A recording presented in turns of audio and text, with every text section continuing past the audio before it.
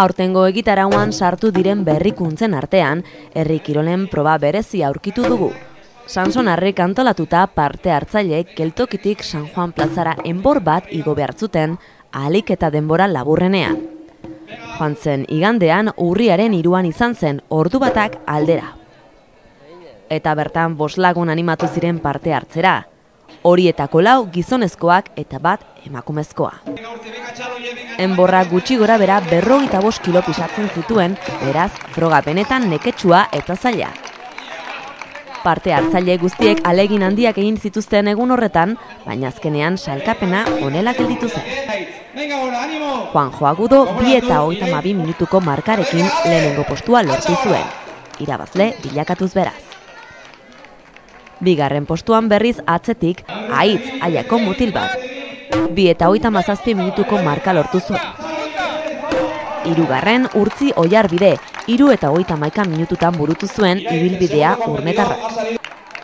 Eta laugarren azkenik Asun Rodríguez neska bakarra. 4 eta 49 minututan lortu zuen igotzea Asunek, enborra geltokitik herriko plazara. Baserritarren egunean bestalde ezin da falta iridema ikusgarria. Bizilagunek probalekura jo zuten ikuskizun hau bertatik bertara ikusteko. Arratsaldeko 5 inguruan hasitzen lehiaketa. Xabier Etxeberriak antolatuta, eta esan probalekua jendez gainezka zegoela. Frogan Ola Sagasti, Telleria eta Burzaren abereak parte hartu zuten.